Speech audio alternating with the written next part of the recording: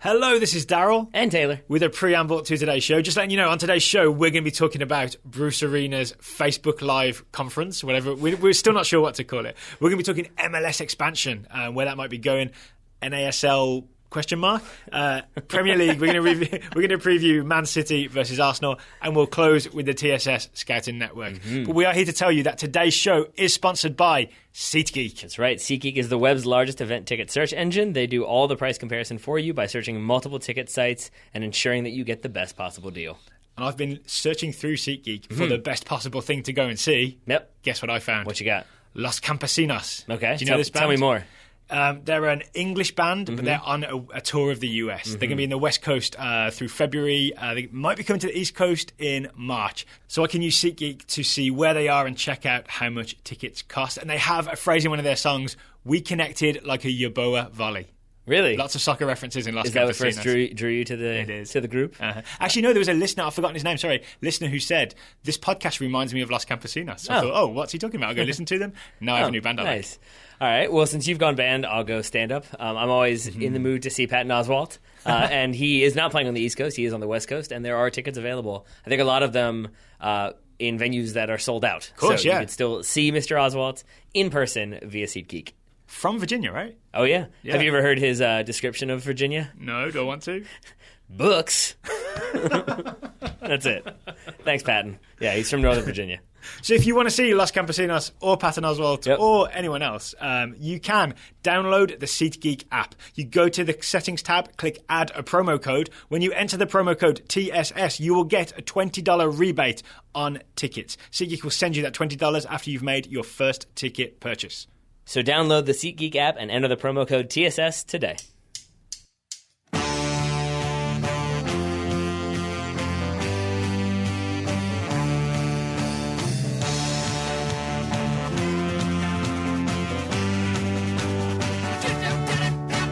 Hello and welcome to the Friday Total Soccer Show. I am Daryl Grove, and sitting across the table from me is a man who I think was listed among the names for the January camp by Bruce Arena. It's Taylor Rockwell. Hello. Yeah, sadly I was not. Oh, no, I was one of like the few that wasn't. Yeah. So, most of MLS is going to the January camp, it seems. If you're unaware, Bruce Arena sat down in front of a laptop today and did one of those Facebook Live things that US Soccer, I don't know if he's contractually obligated. I would venture to guess he's at least strongly suggested that he does this, I'm pretty sure it's in the contract. Because I can't imagine Bruce Arena, who notoriously does not enjoy answering questions from reporters, wants to sit down and answer questions from Facebook folk. Right, Facebook folk. Yep. He answered fan questions and he gave a surprising amount of detail. Obviously I was joking in the intro, but he did end up listing, we counted 14 names who would definitely be in the January camp, right? Yeah.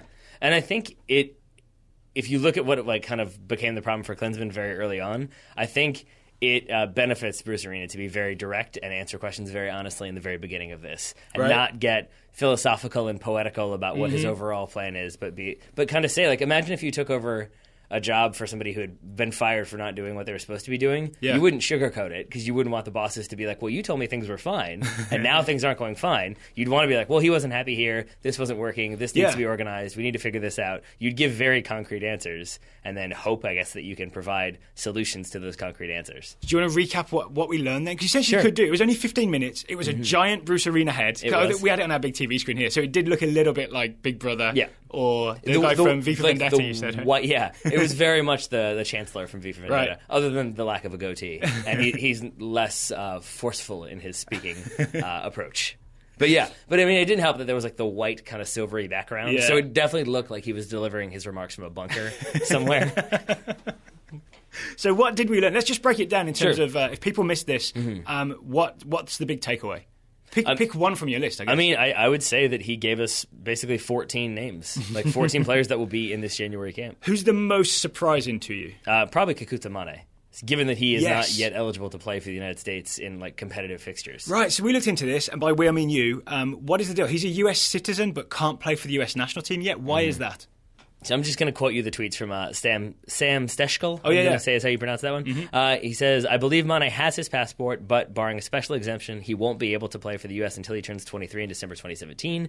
FIFA rules mandate that naturalized citizens must live for 5 straight years after turning 18 in the new country before they can play for the national team. Mane won't hit that mark until he turns 23 in late December of 2017. Okay. Yeah, barring an exemption or rule change. So that means Kekuta Mane can be called up. So Bruce Arena's perfectly within his rights to call him up, Right. and like he can wear a US tracksuit and run around and be part of the session, but he can't play against Serbia. Right? Yeah, I think so. I'm assuming that's the case, that he can be in the camp.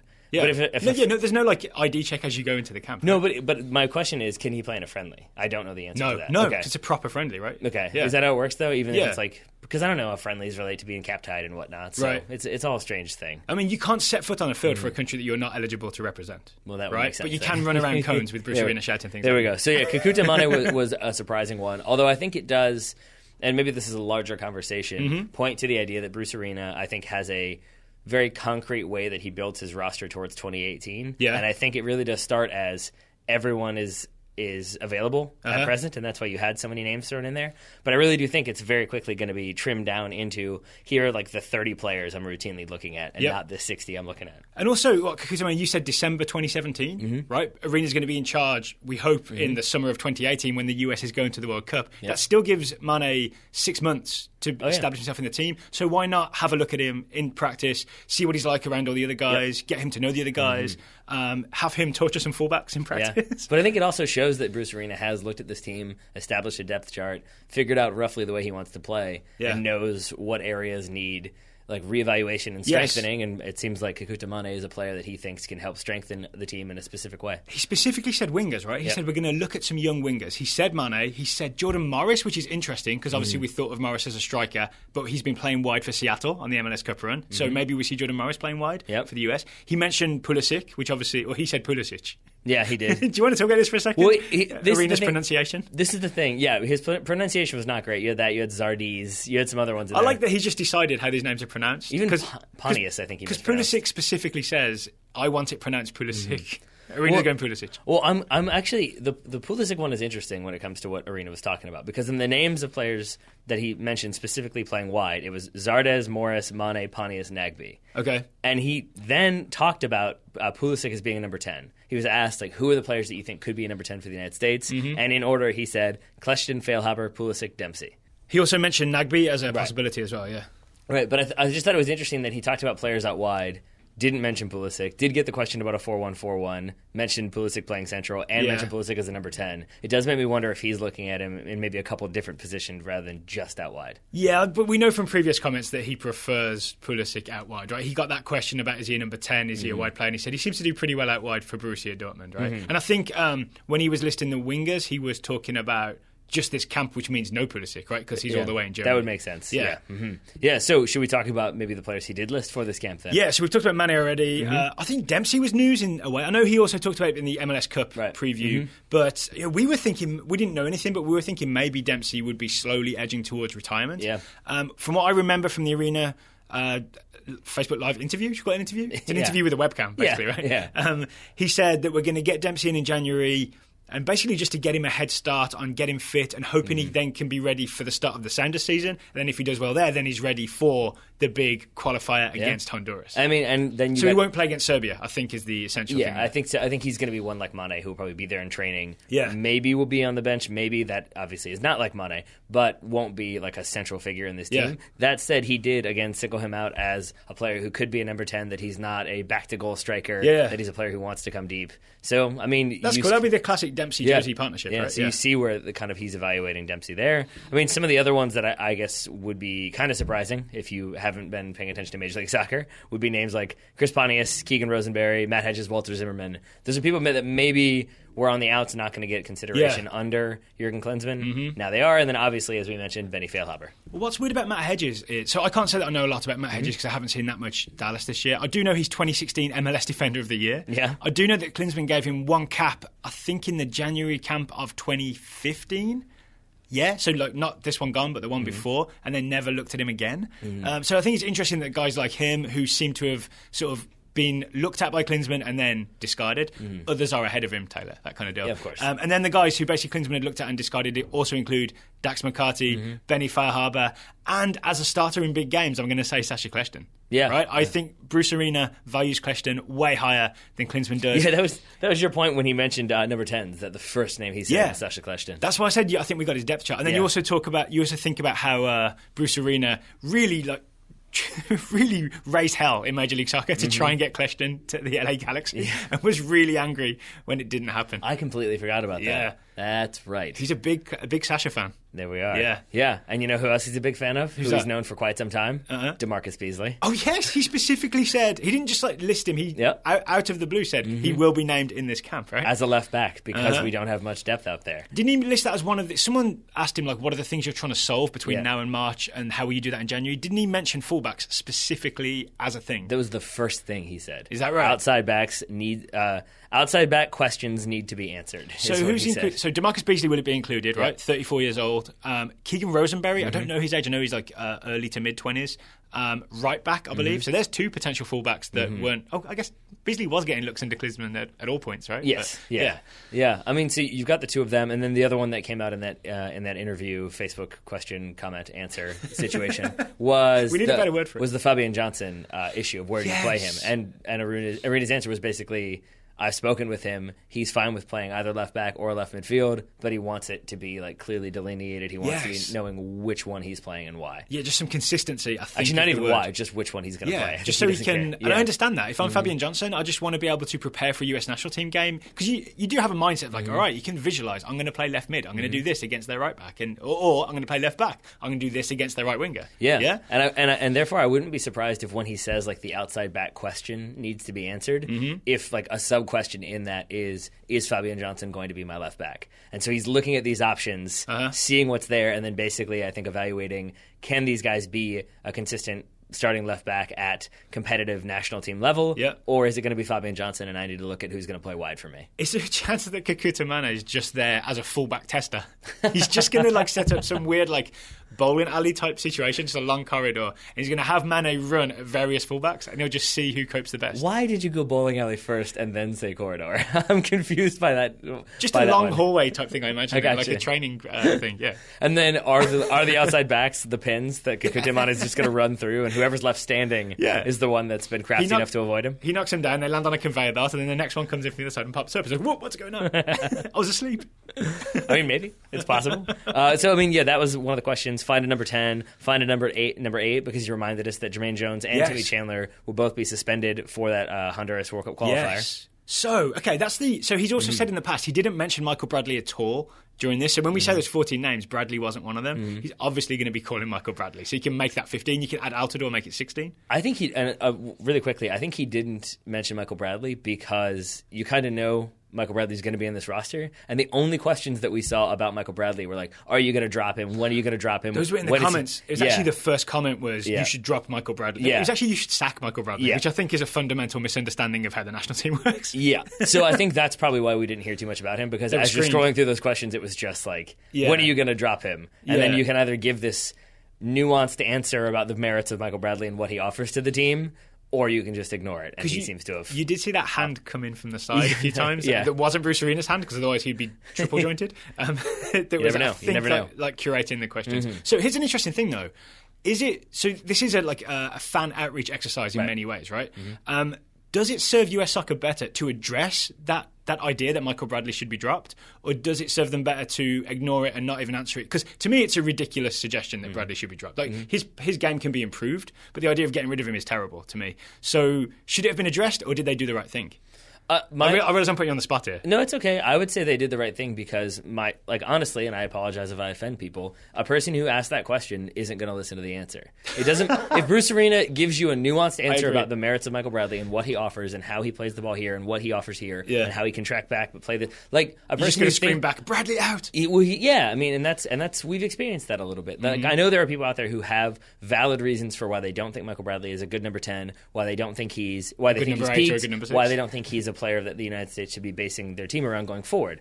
Those are well and truly reasoned thoughts, and those are worth responding to. But just when are you going to sack him isn't a very good or helpful in terms of furthering the discourse. Fair. So I think smart to ignore overall. And what I'm getting to, I think I'm with you. And what I'm getting to as well is he has mentioned, Bruce Arena has mentioned in the past, I think Michael Bradley is a number 6. And he did mention in this that we're going to have to find a number 8 and a number 10. So it all says to me there's going to be some sort of 3-man central midfield or a 4-2-3-1, but there'll be it won't be a 4-4-2 basically. No. And I think you before we started recording, very quickly, to your credit, figured out who it's going to be. So this is my guess to start the game against Serbia, and this is early, right? But I think Bradley number 6. I think Kleshin is his number 10 because of the aforementioned hell-raising when he couldn't get him at the LA Galaxy. And I think the only number 8. I mean, it could be Jermaine Jones, but if you're looking for someone to replace him in March, maybe that's when you give Darlington Nagbe his chance as the number 8. I understand he's not necessarily the same type of all-action box-to-box player, but he does keep that ball moving. Yeah. So that's the logical shout. I think maybe Dax McCarty is in there. Obviously, there'll be other names since it's going to be a large group called into camp, and then a large roster that comes out of that camp. But yeah, so I think you're right in that it's going to be some form of a 3-man midfield. And then, as we said, he did mention potentially maybe trying a 4-1-4-1 at some point, but that again was also I think in response to a specific question about how do you play. It was Pulisic and Kleshin in the middle together, right? That was it, yeah. So the question was, could you see Pulisic and Kleshin in the middle together? And then I almost felt like it was Here's how you do that. Someone threw a math problem at Bruce Arena, and he solved it by saying, you do a 4-1-4-1. Yeah. And then you'd have, and I assume Bradley again is the one, right, behind them, and then you have the 2 central mids of Kleshin and Pulisic attacking. Yeah. But I feel like to further that... You didn't seem like turn around and write that down as like ideas for future. Yeah. Well, no, but I would say to further your analogy, it would be like if he was giving a lecture on like a very specific type of math problem, and then somebody was like, wait, but how do you solve this math problem? Like he showed you how to solve it, and then he went back to explaining what he wants to do with his math problem. Like that's basically it, is my guess for what that's going to be. So I wouldn't get too amped up about the idea of saying a 4-1-4-1 right up until the starting lineup for the Serbia game was announced, and that's how they come out, and then we look foolish. It's past this precedent. And one Facebook question looks very, very smart. And then the only other names that we haven't mentioned, we mentioned Jordan Morris very quickly. We have not mentioned Juan Agudelo, who he named specifically. So he said we'll be looking for other options at striker besides Altidore and Wood. Obviously, Wood can't be there. He did mention going to visit Wood and watching him play against Darmstadt. He said he was really impressed. He really likes what he does. He mentioned Morris as a wide player, which is interesting, but also reasonable, given where he's played for Seattle recently, right? So, maybe Juan Agudelo gets a shot alongside Josie Altidore. Sorry, I just had a momentary pause to think about a midfield of, like, Sasha Kleshin, Darlington Nagbe, Michael Bradley, Christian Pulisic on one side, Jordan Morris on the other. I would enjoy that. Yeah. I would enjoy that. And then that's Josie alone up top. It's the classic US men's national team problem. Don't know if I'd enjoy that so much. But maybe I would. So do you think, Agudelo is one of the guys he was talking about, obviously, when he said we'll look at other striker options? I don't know who that is. Juan Agudelo? You mean Swagadelo? Swagadelo. In that case, yes. I think that's definitely a player that he's called in for. Where does that come from? Is that you want to say that, or he wants to say that? I think he wants to say that, or our New England fans want to say that, or Philly fans. I'm not sure where he is at present. Has he got hot sauce in his bag? Oh, no. Yes, he does. Okay, anything else from this Bruce Arena interview? Let me look, rolling through. I mean, other than that, he confirmed that he's going to be looking at MLS goalkeepers as possibilities. So maybe Bill Hamid, maybe Sean Johnson. He confirmed that Brad Guzan is his number 1 going to this camp specifically. Or did he? Generally speaking, Tim Howard's because Tim Howard is injured. Yes. That's why it will be Brad Guzan. Yeah. All right. So, I mean, and then the only other ones where he was asked about Ethan Finlay. And he said, no, not right now. Right. And that's because I guess he'd already listed all the wide players he was interested in. Didn't mention Ethan Finlay. So then someone asked, how about Ethan Finlay? Yeah. He said, we'll be looking at him for the future. It's kind of disappointing, I guess, that Ethan Finlay won't be in the January camp if you're a Columbus fan or Ethan Finlay. Someone also asked about Matt Miazga, and I think it was an obvious no, right? Because one, he's not in MLS, so he can't be in the January camp. And 2, he's not playing for Vitesse Arnhem regularly, as we reported on yesterday's show. So then you can't really be in contention for the Honduras game. So that's just a wait and see. And I think we missed that who that question was about. We heard him talking about, he's getting some time in the Dutch league. We're like, he's talking about Matt Miazga. That's a shame. All right, final thing on this camp and Serbia game before we move on to Pastures New Taylor. We got a question from Steve Sonosko. He says, I'm a newer soccer fan, says there are a lot of things that seem harder to me than they need to be. The US playing Serbia in a friendly is one of those things. It seems these January camps are always a bit tough to schedule against quality teams. Sorry, Serbia. Why does the US always try to play other national teams? It seems January is more of a tryout, and especially this January with a new coaching staff. Wouldn't it be easier to schedule friendlies with MLS or La Liga teams instead? Maybe there's all kinds of weird FIFA laws I'm not privy to, but just for camp, I would think this is much easier to work out in this part of the world. Well, first of all, it is possible. I mean, we've seen that happen.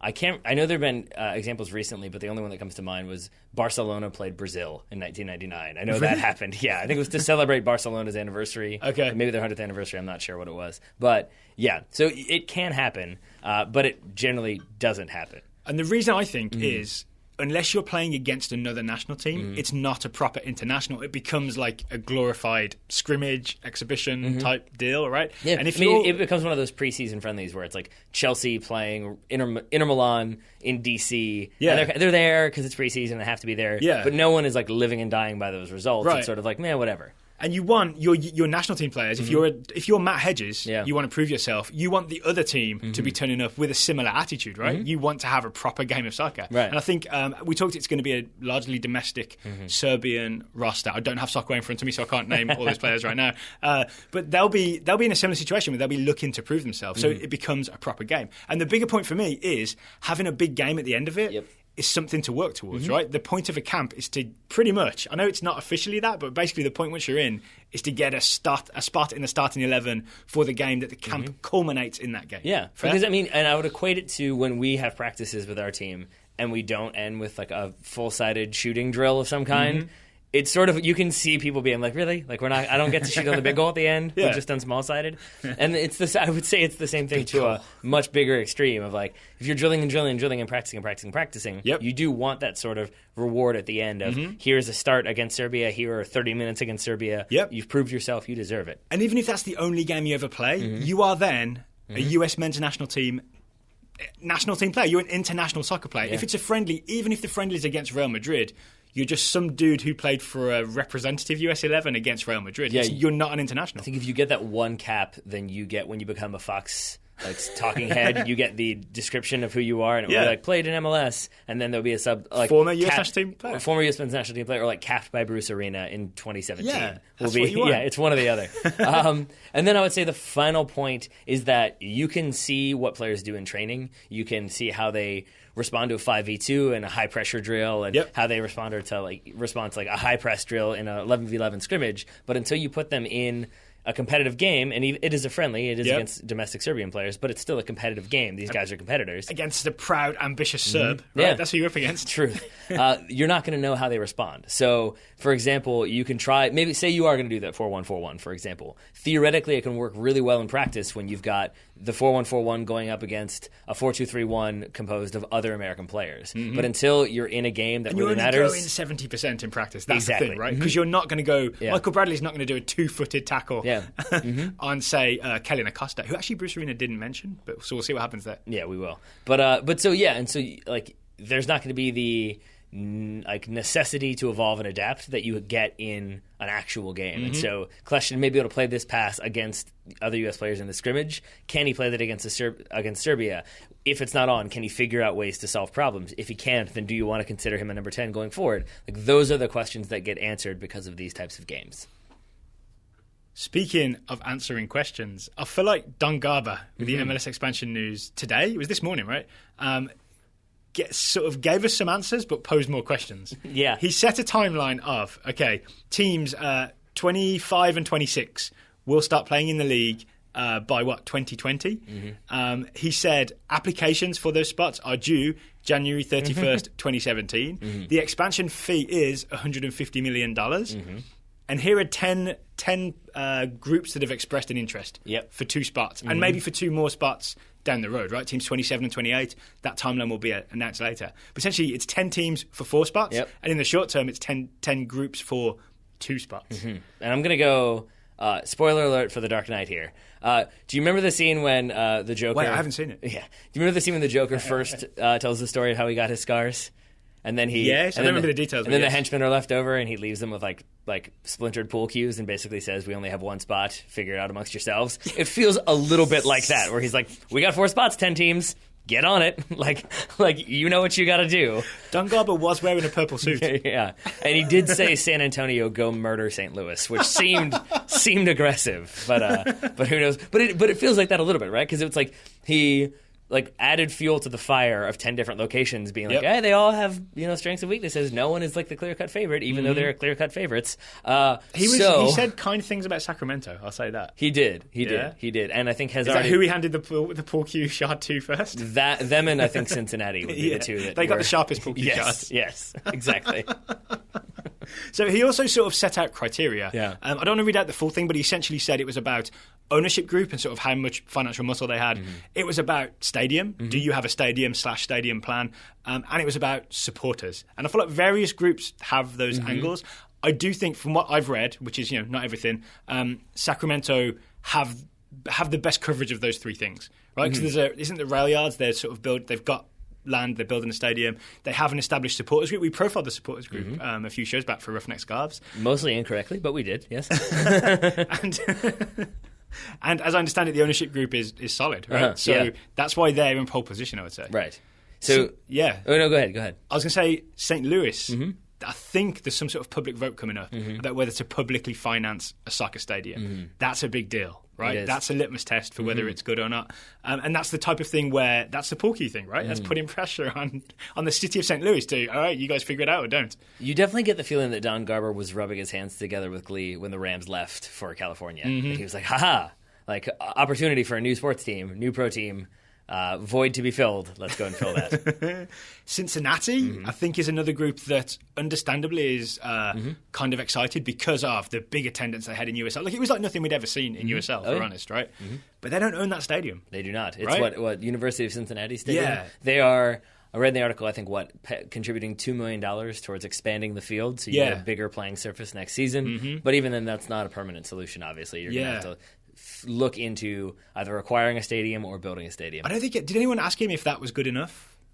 I don't think so, but I don't think it is. I don't think you can just permanently play, because I think the idea is that all teams eventually play in, to some extent, a soccer-specific stadium. Yeah, to the extent possible, because obviously Seattle have no motivation for not playing in a stadium they share with the Seahawks. Absolutely, absolutely. All right, so just to go through the list, the other teams mentioned were Charlotte, Detroit, which is not Detroit City FC, it's the Dan Gilbert separate bid.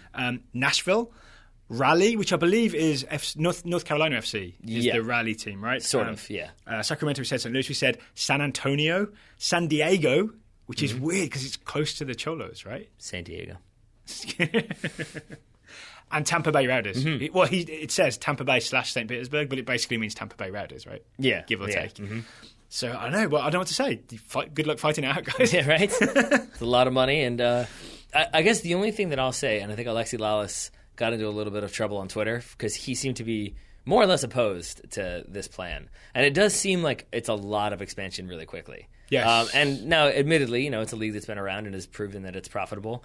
But it still is you're jumping ahead. And I think, to your credit, you pointed out you kind of jumped over number 24, which is Miami. Yes. That there doesn't seem to have been so much movement there. We know they're working on it, but it's not like they're like, we're definitely building a stadium now. And I know most people know this, but if anyone's sort of not MLS savvy, it's 20 teams right now, right? 21 and 22 are Atlanta and Minnesota next year. 23 is LAFC, who joined in 2018. 24 is theoretically the Miami Beckhams. It's David Beckham's Miami franchise, which I feel like is the weird one where MLS sort of are contractually obliged to it, because that's a deal they gave Beckham when he came into the league, was you can be a team owner on the cheap. Yeah. And they kind of committed to it, even though if that was just a bid with no Beckham contract stuff, it would be a thing like, well, you guys don't have a plan for a stadium, so we're not really sure if we can let this happen. I have a feeling that it's maybe one of two things. The first one being that there is progress being made, that there is communication going back and forth between the league and the franchise, that we're taking steps, we're doing what we have to do.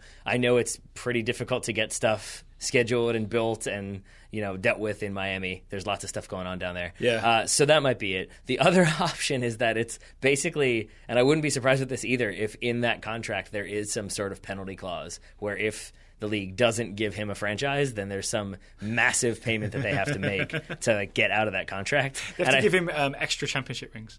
Yeah, well, that are all like, I don't know, platinum, and worth like $5 million each, and they have to give him 5. Something where they have to pay so much money that it benefits the league to just keep dragging their feet and waiting for the Miami Beckhams to say, like, maybe not. Maybe we'll revisit this in 10 years or something. I think they're actually called the Miami Bandits.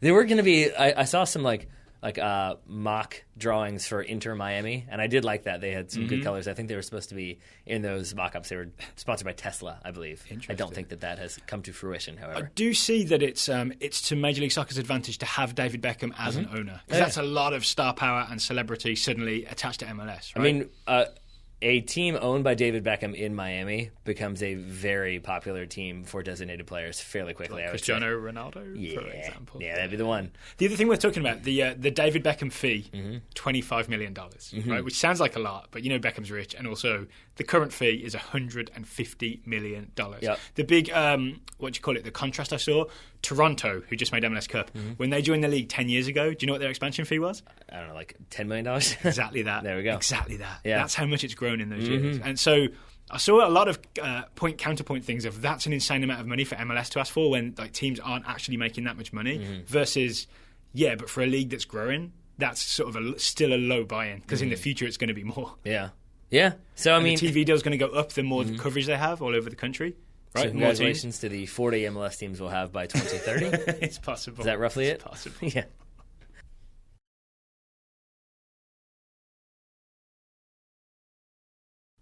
So MLS sits at the top of the US soccer pyramid, expanding Yep. on the horizon. Underneath, it's still rumbling on. At time of recording, we do not have an announcement from US Soccer about whether USL or NASL is the Division 2 league for next year. We had been thinking that NASL was basically about to fold, right? Yep. And we were almost just waiting for that to happen and USL to be declared D2. It seems from recent reports that we may have jumped the gun. Like a phoenix rising from the ashes to be clubbed to death immediately. NASL could be back? Harsh. But yes, there's a story up on Empire of Soccer, Dave Martinez, saying that essentially... Friend of the show. Yes, guest of the show, last week or the week before? NASL is proposing continuing with 8 to 10 teams next year with a plan for expansion. So it looks like New York Cosmos won't be involved. It looks like, it Jacksonville Armada? They cancelled all the player contracts, but they may have new ownership and could put a new team together. And from what I read, it all seems to hinge on Peter Wilt being able to get that Chicago NASL team started. I know he was halfway through doing it. And then also persuade some other people to join in. And then they're talking to other franchises about adding teams in the future. 14 by 2018. That seems 12 aggressive. to 14 by 2018 to be fair. And it just seems like unrealistic, and I'm wondering why other teams hadn't just left. Right? Why haven't teams just jumped ship to USL, which looks a lot more stable? Right. Wes Berdine at 55-1, I think is how you pronounce that. It's a Minnesota-based blog. Pretty much, I think, had the answer. All right. Let's hear it. So I shared this story with you, right? Apparently, if NASL is viable, which means a certain number of teams, I think it was 7 or more, if you leave the league, there was a $3.5 million exit fee you have to pay, like a penalty fee for leaving NASL. And to clarify, when you say viable, you mean if the league itself, not like, because right now there are 6 teams, like if Jacksonville ceases operations, Cosmos as well. Right. But the idea would be that that's not the league's fault. Those teams are still technically viable. The league hasn't just stopped running, which means that there are still technically teams out there, which means the league is technically still viable, which means those teams are on the hook for some money. 3.5 from what Wes wrote, 3.5. So I've never met Wes on first name basis. Apparently, Wes Berdine, he wrote Wesley. Go with Wesley. Wesley, like in Buffy the Vampire Slayer. Yes. It's $3.5 million exit fee to leave. Once the league is below a certain number of teams, I think he said 7. Then the exit fee is, I think, $25,000. Yeah. Which is a lot more. Subtle differences. Like, there. You and I could put that together maybe with some credit cards and a business loan. You know what I'm saying? Yeah. We could exit NASL. We could not at $3.5 million. And so basically, you wonder then if these teams were prepared to go to USL, now that it's like, okay, you can definitely go. Just give us $3.5 million. I feel like Bill Peterson just mentioned that as they were halfway out the door. Oh, by the way, you can just send me the check for the $3.5 million, right? Yeah, and so these teams would be North Carolina, Indy 11, FC Edmonton, Miami FC, Puerto Rico FC, and the San Francisco Deltas, the expansion team. With the West Coast expansion team of the NASL. But so with that in mind, then there's this idea that, well, you've got 6 teams, you get up to 8 to 10, then you've got a league, then you can have a season, so maybe NASL isn't over with. But it feels a little bit like a lot of estimation math getting you to where you need to be. Yeah. Because it's like, well, we've got 6 teams, 6 is pretty much 8, and then 8 is pretty much 10, so we've got 10 teams. Like, it's this jump that doesn't seem to have been filled in, other than they pitched 4 different markets, which is how I think they're getting to that 10 number, that in those winter meetings. But we don't know how successful those were. And as you said, it basically comes down to Peter Wilt maybe being able to get a couple more franchises up and running. But it does make sense why there's been such a long delay, right? I honestly thought that teams could just leave NASL, join USL with no penalty. I thought maybe there'd be some paperwork, like you have to register trademarks differently, or you have to sign up for certain USL regulations. Yeah. But it's much more complicated once there's an exit fee. Yeah. And the way I understood it from West Badine was basically everybody's playing chicken. I think even the headline was about playing chicken, right? Like NASL are holding on as long as they can, and they know this exit fee will stop teams from leaving. Teams are holding on as long as they can because they don't want to be the one to jump, right? I think if one more team moves, then NASL is below that number, then they can all leave for 25,000. But no one wants to be the one team that has to pay the final 3.5 million. They should pool resources, right? They should, but I imagine, again, legalese, that there's some sort of clause in there, or that definitely opens them up for a lawsuit, I'm sure, from the league. That teams cannot collude together to cease operations. Like, they have to do it independently of each other, which means, one team is pretty much going to be on the hook for $3.5 million. Right. So, again, we just have to wait. I thought we'd get it by today. We're going to have to wait till next week to see about a US soccer announcement. I still believe USL is getting that D2 thing. I think we may end up with a co-D2 situation if NASL sticks around for 2017. Yeah, but I mean, there's a lot of other stuff at play here, because then if NASL rushes this through, I mean, US Soccer has to sanction the league. Yeah. I mean, otherwise you are operating outside of FIFA laws, which means technically anyone playing for that league. That Colombian league in the 50s, was it? I don't know. Yeah, there was like a just unregulated league where everybody could play and do what they want. But then you can't play for your national team anymore because you're not a FIFA sanctioned league. So you're not participating in a non-FIFA sanctioned league, which means you are disregarding the rules of FIFA. They don't look too kindly upon that. Oh, US Soccer, you mean? Yeah. So I mean, so you have to worry about those types of things, and there's a lot of other work to be done. And again, the season, even if it's just finished, is not that far off from starting. So you've got, it's true. What, 4 months or so? Couldn't US Soccer wouldn't be in trouble if they refuse to sanction them? Surely they're not in trouble for what? No. US Soccer wouldn't be, but I'm saying NASL then wouldn't be sanctioned, which means that the players then, anyone who played in NASL was no longer eligible for national teams. So you're not going to get... Is that how that works? Yeah. So then you're not going to get any of the kind of big name players coming in just on the chance that they could get called back. You're not going to get young players who might be able to make that jump or might get consideration otherwise. No more Miguel Ibarras is, I guess, what I'm saying. Or Haji Wright, even. Also that, yeah. So I guess, once again, we have to sit back and wait to see what happens. I'm kind of at the point now, I kind of wish it would be settled.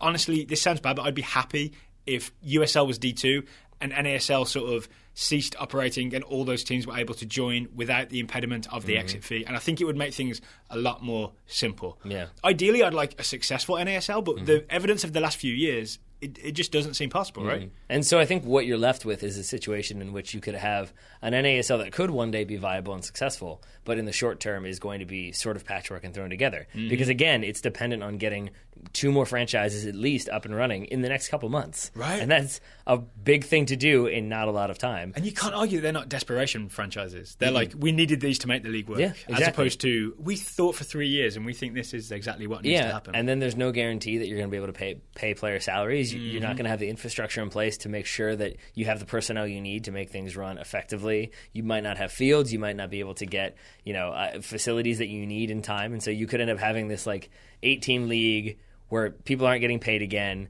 And because of that, you have to play everybody home and away twice or something like that to bring up enough games. And it just seems like it could be thrown together. I understand why that would be appealing for the league, because then you continue to exist. But it certainly doesn't make you look any better in the short term. One league that I'm pretty sure will be in operation next season is the English Premier League. Yep. They're okay financially, right? They got some money coming in. I believe so. There's a big game over there this weekend. It's Sunday, 11 a.m. West Brom Man United. No, Oh, okay. I'm afraid not. You're in the right city with one team. It's Manchester City hosting Arsenal. Yeah. Not top two. It's Nope. 3 plays 4, but it's still pretty. They're title challengers. They're absolutely title challengers at this point. Whew, okay, so Man City v Arsenal. Man City had that, I want to say horrific loss to Leicester City. Yeah. That came as a real shock, I Yeah, think. I mean, 3 goals conceded in the first 20 minutes. Yeah. A bit of a shock, yeah. Finished 4-2, right? Correct. Yeah, But finished those 2 City goals coming in like the 82nd and 90th minutes. Right, Yeah. and then they bounced back, got that win over Watford in midweek. They looked pretty successful doing it. But for this big game, Man City are without Gundogan, who is out for the season, it seems, with an ACL injury. They are missing Sergio Aguero, suspended for that tackle on David Luiz. I think this is his 3rd of 4 games that he's suspended, and then you have Fernando as well. Or is it Fernandinho? Fernandinho suspended for the neck attack on Cesc Fabregas. Yeah. Then this would be the 3rd of 3 games. Yeah, so it looks like it's going to be Yaya Toure playing for Man City against Arsenal. I think he's going to be partnered by probably Fernando. Yeah. Right? So this is a very Pellegrini Man City that's going to be going up against Arsenal. Yeah, basically, because you saw against Leicester, they started with a back 3. And it was a really weird 3-1... 3-2-4-1. or something like that. Yeah, but they listed it as like a 3-1-2-3-1 or something. I don't know. Formations are confusing. But the point is, then against Watford, it was a much more conventional 4-2-3-1 looking system with Yaya and I think Fernando. Gundogan. And then Gundogan went out, and then Fernando came in. And then you had Iheanacho against Leicester City. Against Watford, it was Nolito, who scored in at least against Leicester. He came on and had an impact, and so I would not be surprised if you see Nolito starting against Arsenal. Okay, so I guess we're previewing Man City right now, right? So Man City against Arsenal, we understand that those players are missing. We understand there's a weakness in midfield, right? It's Pellegrini's midfield. It's not the midfield Pep wanted. Yeah. Does he still do the Pep thing?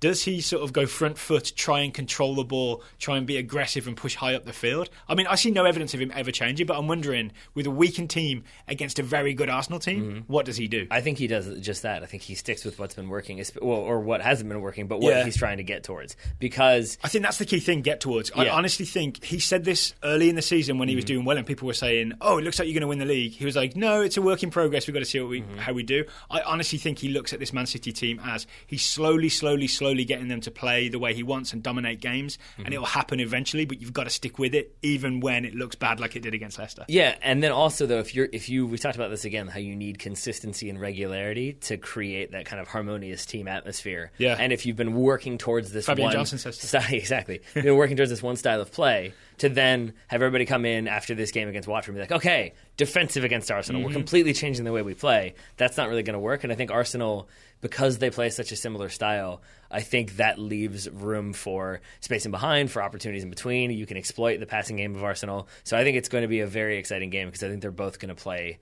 their game. And what I really love, Arsenal, switching to Arsenal. Arsenal are a great counter-attacking team at the moment. Since they've started going with Alexis Sanchez as their main striker, Theo Walcott on one of the wings, there's so much pace going forward. So I think Arsenal may be the team that, at least initially, sit off a little bit, invite them in a bit, and then bang, hit them on the counter with Sanchez and Walcott. Yeah. That sound doable? Yeah, I mean, I think that's probably what they'll opt for. If only Man City had their own pacey attackers to counter that plan. So what? Kevin De Bruyne, Raheem Sterling, David Silva. Those are your 3 sort of creative dangers. Yeah. What if he does that thing? Pep might do that thing where he plays David Silva as one of the defensive midfielders. I've seen him do that. That would be interesting. And go deep with him. I mean that would be an interesting approach. Because... Yaya and David? It's a big man, little man partnership. I like it. In central midfield. I like it. Yeah. I say why not. The other interesting thing, if you are a City fan, it's kind of a scary, interesting thing. If you're an Arsenal fan, it's a happy, interesting thing, is what Pep does in defense. Because obviously John Stones did not have the strongest game against Leicester, basically conceded that 4th goal all by his lonesome. So against Watford... Was that the back pass goal? Yeah. To Vardy? Yeah. Yeah. Ooh. Yeah, so against Watford... He needs eyes in the front of his head. That would be helpful. Front, back, and sides, I think, would be helpful for John Stones. So against Watford, it was Otamendi and Kolarov with Clichy and Zabaleta on either side. It'll be interesting to see if he sticks with that, if he brings Stones back, or if he continues to punish him. Because that defense does look like there is goals to be had if you can catch them on the wrong day or in an awkward footing. I'm going to say, if I'm picking that Man City team, and I pretty much know it's going up against Alexis Sanchez, right? Because that is who Arsenal's starting to striker, right? Giroud come off the bench when needed. I'm worried about pace, and I would just pick whoever's fastest. And I think it might be Stones. I think Stones might be faster than Sanya or Kolarov. Definitely faster than Kolarov. Definitely faster than Kolarov. yeah. Lest you forget, what was the Chelsea game? Yeah. Yes. Yeah, Kolarov is a good player, not the paciest of players. And I'd get Clichy in at left back, I think. Yeah. I don't think Kolarov plays this game. Yeah. We shall see. Yeah. That has been one of his favorite players, though, his being Pep. I know. Yeah, and then, I mean, for Arsenal, I think you stick with what's been working for you. Again, even if it's been Not slipping playing, a little bit. Yeah. Not playing against Everton. Because that's the weird thing, because they are both have been at different points of the season playing really good soccer. Yep. Both, into the next round of the Champions League. And in seasons past, it's been like, oh, is this where Arsenal slip? Oh, Arsenal are in trouble. Oh, Arsenal barely made the Champions League. Man City have been uninspiring, whatever. You don't really have that, but you have sort of this dip in form, more so for City than Arsenal. I mean, Arsenal's just one game, right? They just lost to Everton on a late corner, essentially. But as a result, you still have them, a couple weeks ago in first, now in it's third playing fourth, as opposed to at other times this season, it could have been first playing second. And what it means is whoever wins this game is like very much in the title race still. Yeah. Whoever loses this game then has some catching up to do. Right? They're looking more, who's behind us in fifth place? We might be in trouble. Yep. Right? Here's my prediction. It's not a specific prediction. Mesut Ozil, we defended him hard for that corner defending, right? I don't think he had a great game from what I saw from other Arsenal fans that whole game. My prediction is he bounces back with a huge performance against Manchester City. So what constitutes a huge performance? He's going to be sort of launching counter-attacks with very clever passes. All right. Yeah. I just see him like connected. And in fact, the reason I'm excited about this game now is counter-attacks both ways. Kevin De Bruyne is great at like flinging people through with crazy through balls. Mesut Ozil the same. I see this going both ways and getting really exciting. I'm an optimist, by the way. Do you know? I like it. And I'm going to say with that in mind, since you've thrown one out, I'll go Nolito with a goal. Just straight up. Nolito with a goal? Yeah. Okay. So I'm going to go Ozil with either an assist or an MLS assist on a counter-attack. Okay. Yeah? All right. All right, we've accidentally done specific predictions. We'll see how it goes. That game again is Sunday, 11 a.m, NBC Sports. We won't be reviewing it on Monday because Taylor will be on a jet plane. I will have already been on a jet plane. I will be in California. Okay, so Taylor's going to be in California for a good few days next week, but don't worry, there still will be TSS, either by phone with Taylor or we'll have some very special guests. Smoke signals, maybe, depending on the situation. Smoke signals. Yeah. From 3,000 miles away. Yeah, get a telescope, you'll be fine. We're on the 9th floor here. You can probably see it. Last, but by no means least, the Total Soccer Show Scouting Network, Taylor. The light is dimming here in the studio, but I can just about still see my printout. We have 4 scouting reports for you today. Would you like to start us off, Taylor? Sure. We've got one from the Wiggum family, scouting Angel Gomez, the 16-year-old center attacking midfielder for Manchester United and England or Portugal. Ooh. He's eligible for both. Yep, and has played for both, I think, at different levels. You can't see, but I'm suddenly very interested. You should be. Angel is now wearing the number 11 shirt for United's U18s, but still playing in the number 10 role. That number 11 shirt is kind of important to Manchester United. Is it? A couple of different people have worn the number 11 jersey. Who? Oh, yeah, you don't know? I thought the 7 was more important for United. Oh, it's a big one, but, number 11 being the Giggsy. Giggs? Okay, there you go. Yeah. He's made 14 appearances this season, 13 starts, scored as you said, the light is dimming. Scored 8 goals and has 6 assists. He also recently helped England's U17s qualify for the U17 Euros, which has led to rumors linking him with bigger clubs like Barcelona, as well as the impossible-to-live-up-to nickname of the Manc Messi. Oh, that's a great nickname. That's a crazy rumor at that age. Yeah. You know what I mean? You're supposed to get linked with, you could say Barcelona, a bigger club at this point, because they do tend to pick off Premier League talent. Right? It's true, right? Yeah. But it's really crazy to be talking about that at 16 before he's even made his United debut. Yeah. Yeah? All right. But he's real good, so there you go. Up next, Gillian Avalon. Oh, another Birmingham City report. Scouting Ronan Hale, the 18-year-old forward for Birmingham City Academy. Gillian sent us a well-written rant regarding the firing of Gary Rowett, the Birmingham City manager. Yeah, which was kind of a surprise, right? Because they were 7th, I believe, in the Championship. I know that because it's a lot higher than Wolves. And the hiring of Gianfranco Zola, new Birmingham City coach. Gillian was less than pleased. Yeah. She's also sent us an update on Baby Ronan, as we call him. That was her terminology. We share it. Baby Ronan Hale. He's back in action for the U18s because he's been injured, right?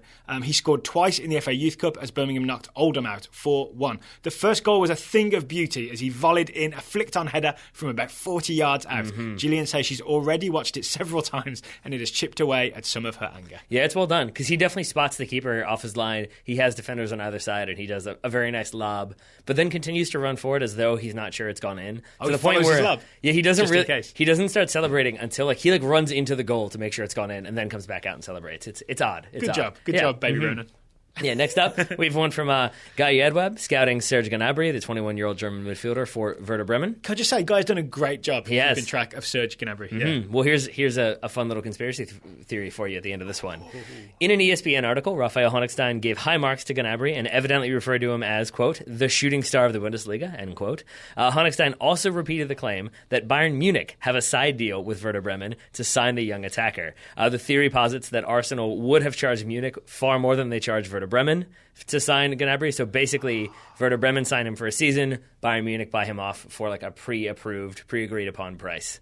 If I'm a Bremen fan, I'm really angry about this. Yeah, if it's true. Yeah? It might just be, a lot of rumor mongering, I guess. Yeah. Maybe if Gnabry does make that move, Werder Bremen go looking for a pacey young attacker again, which leads them back to the Pacific Northwest. That'd be interesting. And throw more money at a problem. See if Jordan Morris is interested. I think he's pretty happy where he is, but who knows? All right. Final scout report comes from Ed De Horatius.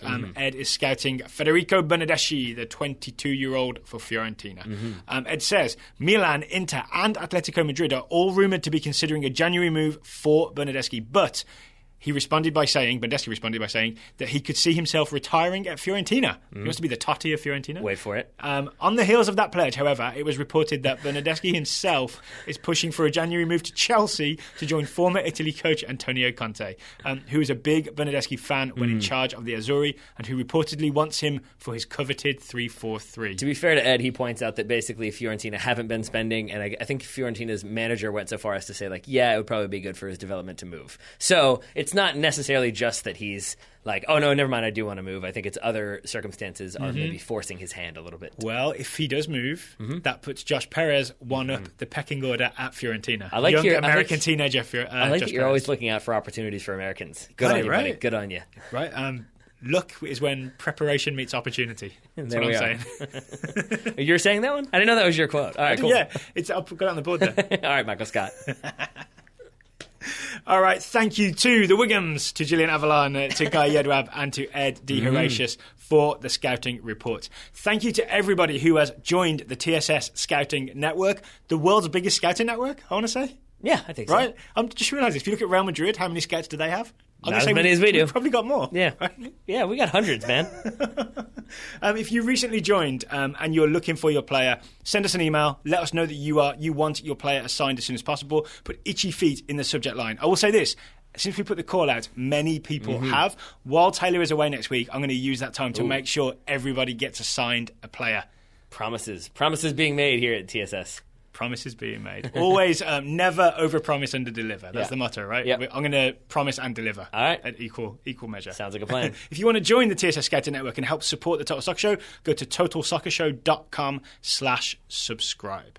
Okay, on behalf of everybody, Taylor, thank you for joining us here in Virginia recently. On behalf of myself, Joe Grove, thank you for doing the same. Listeners, thank you for listening. Taylor will be back at least once, hopefully next week, but definitely later in the year. Yeah, sounds good. All right, listeners, thank you for listening, and I'll talk to you again next week.